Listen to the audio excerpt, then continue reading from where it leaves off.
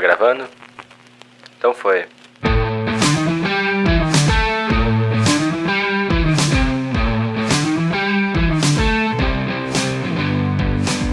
Olá, eu sou o Henrique Sommer e você está ouvindo Solo Talks, o podcast da Solo. No episódio de hoje eu conversei com o Juan Quintans, que tem uma longa carreira no audiovisual como técnico de som direto e também como desenhista de som. E o Juan veio trazer umas dicas para como não estragar o seu áudio, algumas dicas básicas que todo mundo pode fazer para ter um áudio de qualidade para os seus vídeos. Lembrando que o Solo Talks é uma realização do Estúdio Solo, essa produtora de vídeos que está abrindo as suas portas para falar sobre o mercado audiovisual e o mercado da comunicação. Então, se você gosta desse tipo de assunto, não deixe de nos seguir nas redes sociais, no Instagram e no Facebook, por Estúdio Solo, Estúdio com E, e também acessando o nosso site em www.solo.vc. Lá você vai encontrar tudo que a gente está fazendo e produzindo nesse momento. Além disso, não deixe de seguir o Solo Talks no seu agregador de podcast preferido e também um pedido especial que nos ajuda bastante. Avalie e comente o Solo Talks no iTunes. Lembrando que esse episódio foi gravado em isolamento social, então isso pode afetar a qualidade do áudio e a dinâmica da conversa. Passados os recados, então, bora pro episódio!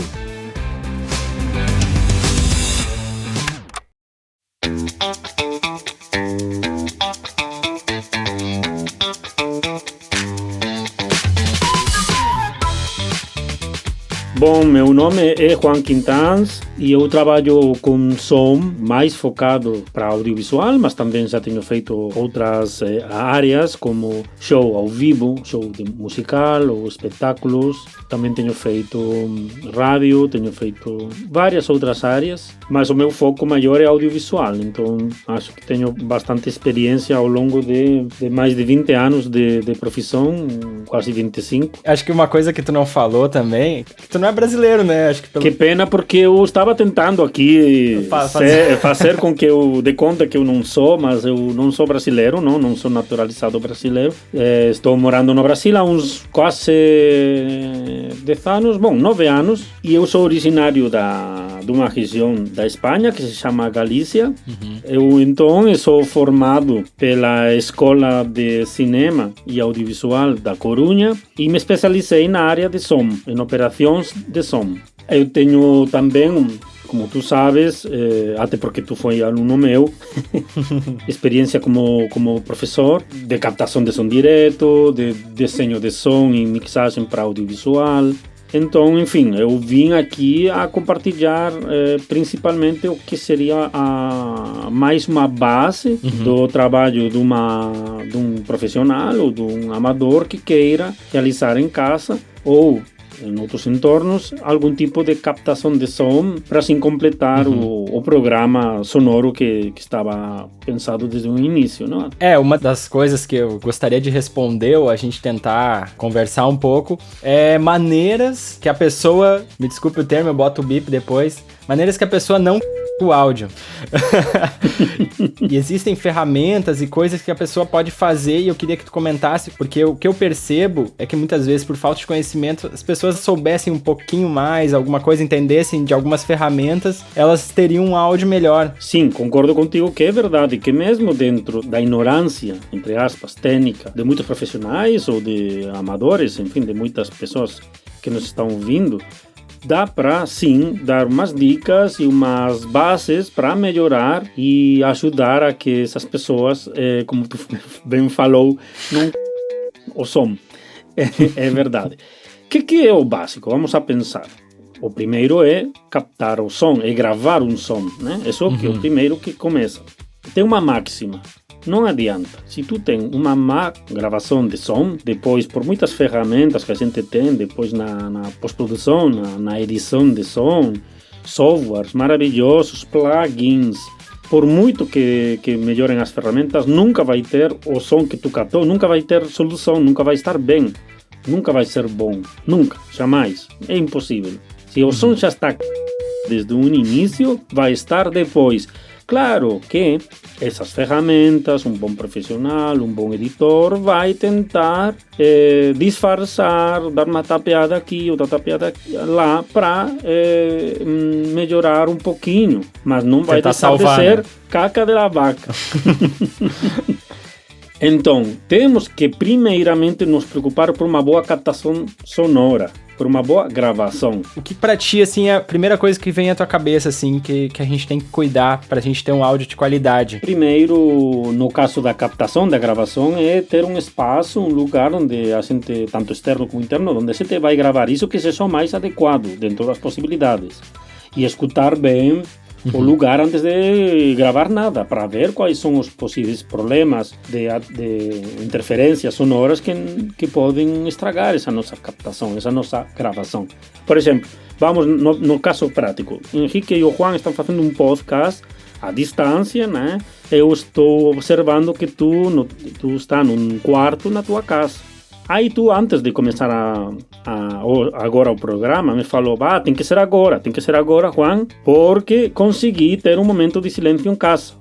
Tu já está pensando nesse momento, antes de me chamar para fazer esta gravação, de tu gravar a tua voz aí, de colocar o teu microfone, dar um rec aí, tu já estava pensando qual é o melhor cenário sonoro para fazer a gravação que estou querendo realizar.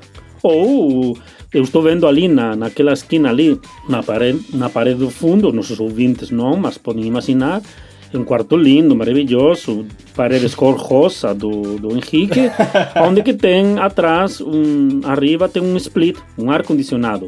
Esse ar-condicionado, embora hoje está um dia quente, maravilhoso, ele não acendeu o ar-condicionado para evitar esse ruído, esse som. É que o ar-condicionado da vizinha aqui do lado que está vazando um pouco da... Bom, então não tem como desligar ele, infelizmente. Então vamos ter que minimizar esse problema ao máximo possível, né? Aí teria outras... Sim. Bom, pois tudo o que estou falando são casos hipotéticos que se podem dar perfeitamente, mas todos nos levam ao mesmo ponto. Temos que usar as nossas orelhinhas maravilhosas, o nosso sistema auditivo, e pensar se dá, se não dá, se isso pode atrapalhar, se isso vai ser ruim ou bom para o nosso trabalho. A questão do ambiente, ver um ambiente ruidoso, o que a gente pode diminuir, a reverberação, a reverb, que é uma coisa que a gente consegue minimizar. Sim, mas o que é reverb? Vamos explicar para eles o que é reverb. Reverb é aquelas sucessivas repetições do som original, os ecos que acontecem em espaços fechados, só que são tão consecutivos uns dos outros que não dá tempo ao cérebro interpretar que isso são ecos, que são diversas repetições do som original, porque as paredes e o teto, enfim, os diversos elementos que estão naquele local fechado são demasiado próximos. Então é aquele famoso...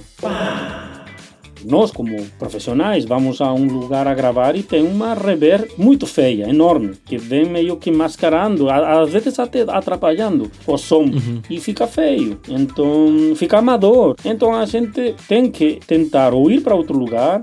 Às vezes a gente consegue, principalmente quando não temos câmeras perto, que como estamos agora, quero dizer que estamos gravando só áudio, podemos fazer muitas coisas, modificar o local. Por exemplo, pois colocar coisas penduradas das paredes que sejam materiais mais absorventes do som. Todo mundo mais ou menos sabe, né? Que roupa, tapetes... que mais? Colchão. Cortinas. Até quadros, né?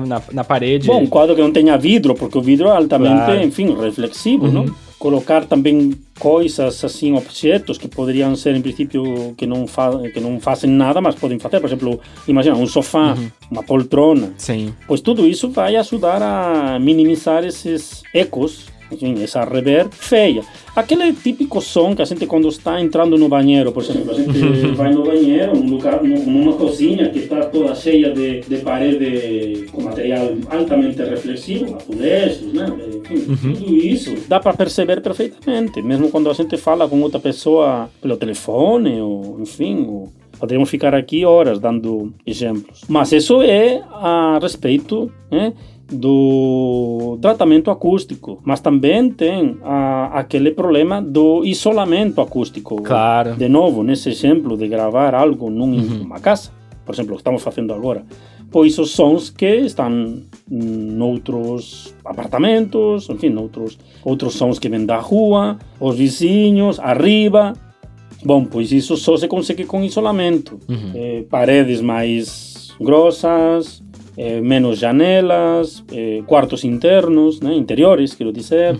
E depois tem, para a construção de estúdios, por exemplo, tem materiais isolantes, né? Sim. Tem o isopor, por exemplo, material isolante. Bom, pois se todos esses elementos que vimos antes, que também nos ajudam a melhorar a acústica do nosso lugar, também podem abafar um pouquinho, né? Os ruídos que podem vir de fora. Por exemplo, cortinas, tapetes pendurados, né? Que mais? Já ajudam. Cobertores. Ajudam, sim. Colocar algo assim na porta, um colchão, tudo isso ajuda também, claro, porque impede vir tanto som da rua para dentro do local de onde nos encontramos. Um exemplo habitual, chegamos num lugar, é uma casa que tem vários espaços, né, e que podemos, por acaso, porque é permitido escolher entre alguns deles, né? Porque às vezes um espaço é bom para som, mas é ruim para a câmera. Às vezes também o que é melhor para a câmera é o pior para o som. Sim. Bom, pois tranquilo que normalmente eles vão decidir que tem que ser esse caminho. Mas podendo ser, temos que evitar isso. Não dá. Então tem que ir para outro espaço, não chegar diretamente, vamos gravar. Não é assim. Vamos primeiro ver onde que é o melhor lugar para gravar. Se é possível, claro, às vezes não tem outra. Imagina, acontece muitíssimo isso na televisão. Sim, sim. Tem que ser ali, naquele lugar que está acontecendo aquele show, aquele espetáculo, aquela manifestação, aquele evento político, enfim. Não tem o que fazer. Bom, pois então aí temos que observar qual seria o melhor jeito de minimizar esse problema. Jornalistas estão cobrindo uma matéria ao vivo naquele lugar, estão com o microfone bem colado aqui. Aliás, um microfone daqueles de mão que se caracteriza porque capta diretamente o que está na frente dele. Enfim, minimizando os outros sons que vêm por trás do microfone, no lateral. Que microfone a gente pode usar? Por exemplo, eu vou fazer uma gravação com uma DSLR e o que eu faço? Eu vou gravar com o microfone da DSLR? Bom, nos últimos tempos as pessoas têm acesso a câmeras de bastante boa qualidade, câmeras fotográficas que gravam vídeo e gravam áudio. A própria câmera tem um microfone. O que acontece com o microfone da câmera? Não é a melhor qualidade que podemos ter. O som chega na câmera. Só que chega também o manuseio da câmera, por exemplo. No caso de estar gravando uma pessoa falando, se está a uma distância um pouco mais longe, obviamente vai captar com muita mais dificuldade. Se tem outros ruídos na sala ou no lugar, vão facilmente interferir no som dessa fala ou desse som que nós queremos captar. Bom, para isso temos no mercado microfones que são desenhados especificamente para uso com essas câmeras DSLR fotográficas ou câmeras mais domésticas que gravam vídeo. Essas câmeras têm uma entrada como por exemplo, o nosso celular tem uma entrada de tipo P2, de tipo fones, onde que se conectaria esse microfone e ajudaria a captar um som de melhor qualidade. Também existem diferentes tipos de microfone, pensados uns mais para um tipo de uso com respeito a outros. Por exemplo, existem microfones que se chamam microfones de lapela, que é um microfone a gente prende na roupa da pessoa e isso capta muito bem a voz da pessoa, porque o microfone está muito próximo à pessoa. Sim. Tem outros tipos de microfone, por exemplo, aqueles microfones que se chamam microfone de tipo direcional ou shotgun, que são aqueles microfones que, no caso das câmeras DSLR, ficam acima dela, são compridinhos assim, né, para frente. Como um charuto assim. Exatamente. E esse microfone se caracteriza por captar com muita mais diferença o que está na frente dele do que pela parte de atrás e laterais do microfone. Sim. O boom, né, a gente pode até comparar ele com uma teleobjetiva, né, das lentes, né, do som, é a teleobjetiva. Ele focaliza o som com uma direcionalidade, né, por isso que ele é direcional, né. Claro. isso, mas então com esse microfone aí posso captar uma pessoa que está mais longe. Sim, mas também não pode estar muito longe, sim, porque efetivamente vai ir perdendo gradativamente a capacidade de captar esse som com respeito aos outros que vai ter naquele lugar. Mas é muito útil para, por exemplo, para captar sons menos definidos quando estamos gravando uma situação com a nossa câmera de várias pessoas falando, num local, num ambiente, numa cidade, numa casa, ou seja, num evento. Esses microfones também funcionam muito bem para esse tipo de uso. Sim, e depois tem aquele microfone que a pessoa é mais microfone de repórter, né? Nós chamamos microfone de bola ou microfone de mão. E aquele microfone que, claro, também, evidentemente, a pessoa pega com a mão e dirige para a boca, normalmente vai dirigir para a boca dele ou do outro interlocutor. Sim. Já estávamos vendo uma diferença com o microfone de lapela. O microfone de lapela vai ficar prendido na roupa. Então, nesse caso de ter 2 ou 3 pessoas falando, só vai captar preferencialmente ou prioritariamente aquela que leva posto. Se é um microfone de mão, eles podem ir se passando o microfone, um deles coloca o microfone na boca dos outros, ou, enfim, ou pode dirigir o microfone para um outro som que queira captar. Acho que dá para ver que tem várias opções, então acho bom se informar antes de comprar ou de escolher cada um deles, para que precisa, quais são os prós, quais são os contras. Uma coisa que muita gente não sabe é que a gente grava o áudio separado do vídeo. De novo, vamos ao mesmo caso. Estamos com uma câmera DSLR, não? Uma câmera de vídeo, gravando. Podemos usar um microfone plugado na câmera diretamente, onde vai gravar um arquivo de vídeo, onde vai ter imagem e som. Mas muitas vezes a gente precisa gravar com melhor qualidade, porque o som da câmera não é muito bom, aquela entradinha é só uma, só podemos usar um microfone, e enfim, ou temos que nos separar da câmera, porque temos que gravar lá mais longe da câmera, a câmera vai estar em movimento, temos que estar independentes. Bom, pois então a gente se utiliza de um gravador de áudio, que se diz de gravador de áudio externo, e, enfim, ali vão os microfones conectados, enfim, ali eu vou colocar meus fones para escutar como técnico de som, e separadamente vai ter, pois, uma outra pessoa, normalmente, operando a câmera. Bom, pois nesse caso, que está acontecendo nessa situação, a câmera começou a gravar há um tempo a mesma cena e o gravador pois começou uns segundos antes ou depois, enfim, não? E então está diferente tempo. Imagina, eu depois isso, como vou trabalhar com isso? Bom, pois depois sincronizar depois, exatamente, né? No software de edição, leia-se Premiere, Final Cut, enfim, Sony Vegas, tem vários no mercado. Eu vou ter um clipe, um arquivo de vídeo e um arquivo de áudio correspondente ao que foi gravado nesse gravador separado. Bom, pois para isso vou precisar bater a famosa claquete, que não tem por que ser uma claquete profissional, pode ser bater uma palma, mas tem que ser batido na frente da imagem, tem que se ver e ao mesmo tempo tem que se escutar, ficar registrado no gravador de som. Sim. Com essa claquete nós vamos poder sincronizar no momento que a claquete faz clac, o som também, e pela forma de onda, pela nossa escuta, vamos a escutar o da batida do som que foi gravado no gravador. Esse é o ponto de sincronia, é ali que vamos deixar sincronizados, não?